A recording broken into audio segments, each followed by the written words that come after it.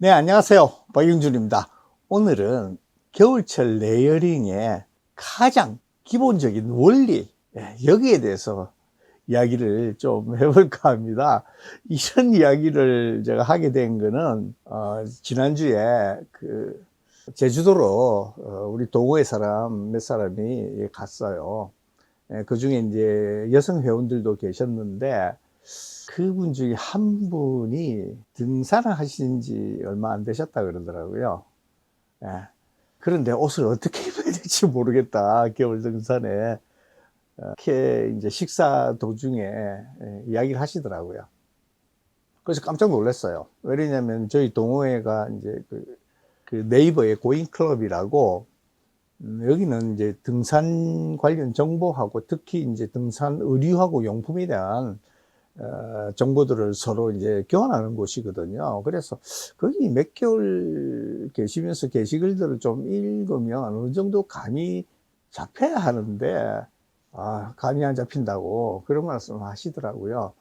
그렇습니다. 겨울에 이제 보통의 경우는, 그 레이어링 시스템이라 그러죠. 겨울 등산할 때는 이제 기본이 이제 3레이어다. 레이어 3개를 가지고 운행한다.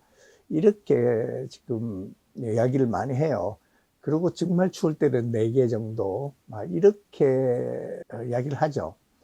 그래서 기본이 되는 그 레이어 3개에 대해서, 그러니까 레이어 3개라 그러면 베이스 레이어, 미드 레이어, 그 다음에 아우터 레이어입니다. 이 3개로 추위를 막아야 하는 거예요. 그런데 이런 3레이어의 레이어링의 궁극적인 목적은 덥지도 춥지도 않게 하는 거예요. 산행을 하시면서, 더우면 벗어야 되는 이야기 있지 않습니까? 그리고 추우면 입어라. 이렇게 지금 다들 설명을 한단 말이에요. 그게 맞습니다. 등산을 하시는 중에 만약 좀 따뜻하다, 덥다 이러시면 손해보세요. 어떤 점이 손해보냐면, 덥다고 느끼기 때문에 땀이 계속 납니다. 땀이라는 것은 체온이 올라가기 때문에 체온을 식히려고 땀을 내보내는 거거든요. 그런데 이 땀이 밖으로 잘 나가지 않으면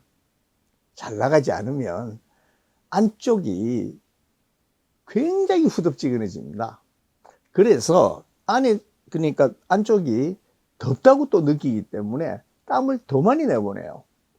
이 땀을 많이 내보내는 것만큼 에너지 손실이 생깁니다.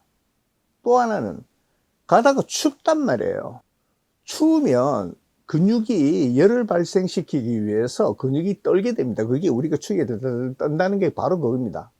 근데 근육이 떨면서 거기서 열을 발생시키거든요. 따라서 운동에 필요한 것보다 체온을 올리기 위해서 몸이 반응해서 근육이 떨리게 되면 이것도 또한 에너지 손실을 가져옵니다. 그래서 산행을 하신다 그러면 겨울철에도 덥지도 춥지도 않게 요 경계선에서 왔다 갔다 하면서 자신의 옷을 껴입으셔야 하는 거예요. 그런데 여기서 이제 문제가 있죠. 어떤 문제인가 하면 사람마다 그 추위를 느끼는 정도가 다르단 말이에요. 우리 같이 지난주에 한라산에 등산을 가셨던 분들 중에 남성분이 한 분 계신데, 거기는 그냥 티셔츠 한 장에 랩에서 나오는 보레알리스라는 아주 얇은 소프트쉘이 있습니다. 그냥 얇은 바람막이에 가까운 거예요. 그 옷 딱 2장을 입고 등산하신다고요. 체감온도는 마이너스 9도였습니다. 그분한테는 몸에 열이 많기 때문에, 그리고 또 산을 빨리 타세요. 그렇게 충분하신 거예요. 반면에 다른 분들은 패딩까지 껴입고 올라가시더라고요. 그만큼 개인차가 심한 겁니다. 그런데 원리는 아셔야 해요. 뭐냐면, 첫 번째, 피부에 땀이 남아있으면 안 된다는 거예요. 되도록이면 피부에 있는 땀을 빨리 내 옷이 빨아들여서, 요것을 위킹이라고 그럽니다. 흡습, 위킹, 습기를 빨아들이라는 뜻이에요. 그래서 이 원단의 표면으로 확산시켜서 그거를 증발시켜야 해요. 빨리빨리. 그런 작용만 할 수 있는 어떤 옷이든지 간에 베이스 레이어로 괜찮습니다. 그게 이제 대표적인 것은 브린자 같이 그물로 이렇게 되어 있는 거 있지 않습니까? 그물처럼 이렇게 보이는 그 망사처럼 보이는 옷이 있어요. 그게 이제 그런 작용을 하는 겁니다. 또 그 다음에 그냥 일반적인 티셔츠들이 있어요. 이제 폴라텍 파워드라이나 뭐 이런 것들을 만든 이제 옷들인데 그냥 또 뭐 폴리스터로 만든 이렇게 빨리 마르는 그 옷들이 있거든요.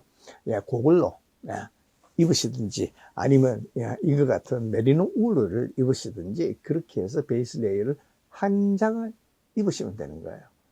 그렇게 한 장만 입고서는 겨울 산행에 대부분의 사람들은 춥습니다. 특히 망사로 된 거는 보기도 좀 민망하지만은 그거 가지고는 바람만 불었다 그러면 춥죠. 그래서 중간에 미들 레이어를 보온용으로 입는 겁니다.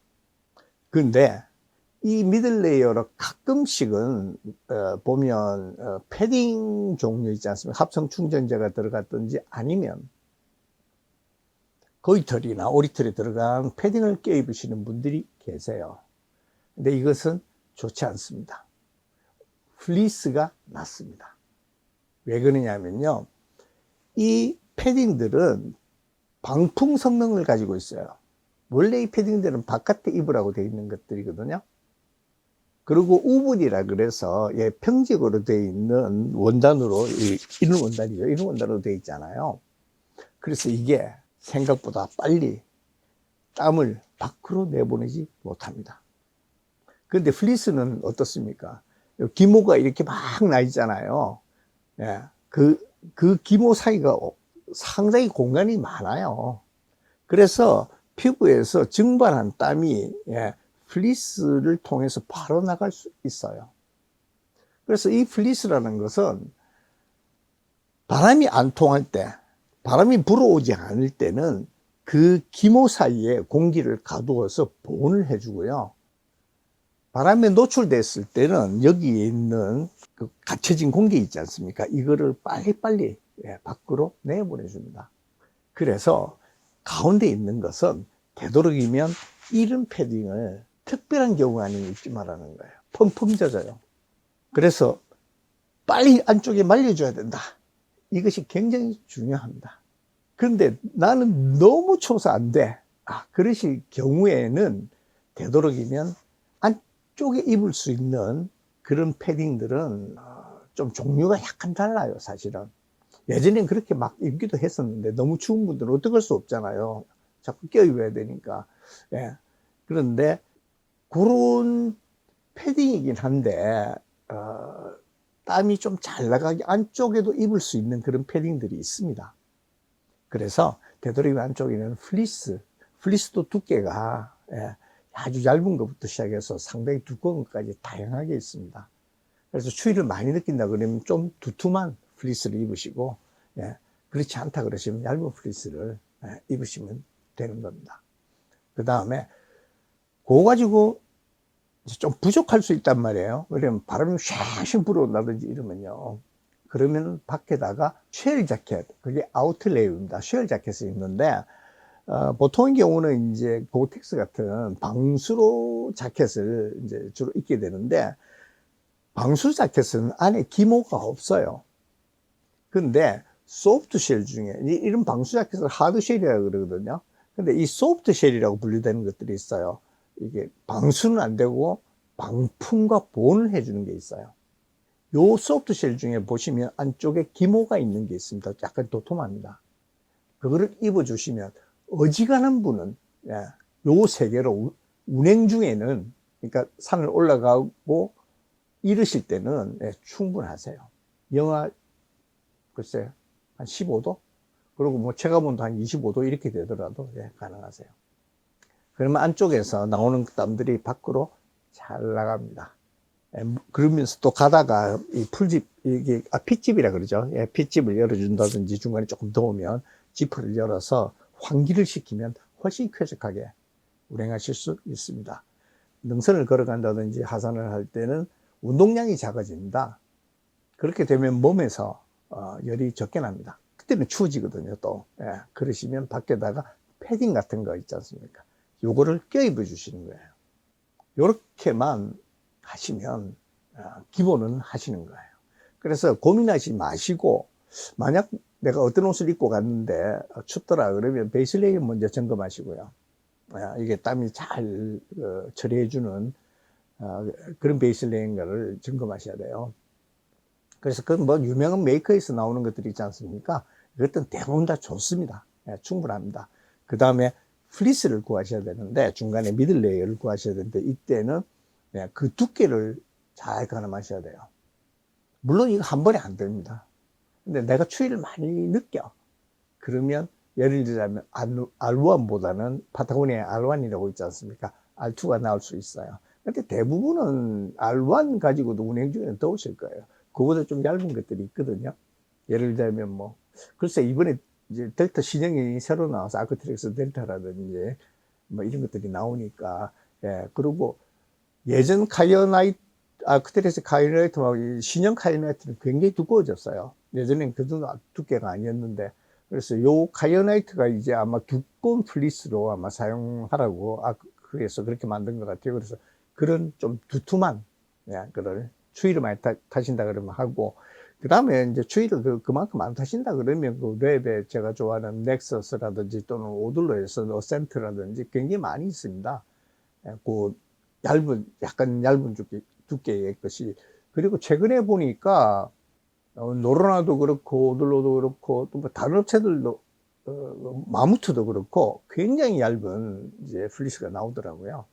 그래서 플리스도 대충 한 4개 정도, 4단계 정도의 두께를 요새는 가지고 나옵니다. 그래서 거기 따라서 이제 그 밀레이를 하나 준비하시고, 그 다음에 밖에다가 입을, 만약 추위를 많이 튼다 그러시면, 기모가 있는 약간 도톰한, 그게 이제 아크트릭스 같은 감마 MX 정도 됩니다. 저는 이제 베르간스라는 제품하고 제가 또 갖고 있는 게, 제가 노르나 것도 갖고 있죠. 그렇게 해서 그런 이제 그 소프트 쉘로 커버를 하시면 돼요. 그리고 뭐 그 정도 추위를 안 내고 그냥 바람 세게 부는 거 다 막아주는 정도 튼튼하게. 그러면 방수 자켓 갖고 계신 것 중에서 방수 자켓도 약간 두꺼운 게 있고 방수 자켓도 굉장히 얇은 게 있어요. 그 얇은 것들은 대부분 다 여름에 사용할 수 있는, 간절기하고 여름에 사용할 수 있는 제품들이에요.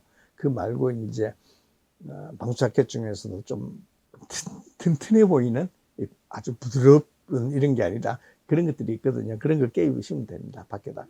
그리고 그걸로 이제 운동량이 적어져서 좀 쌀쌀해지고 추워진다 그러면 도저히 안 되겠다. 소프트쉘로도 안 되겠다 그러시면 그때 패딩을 껴입으시는 겁니다.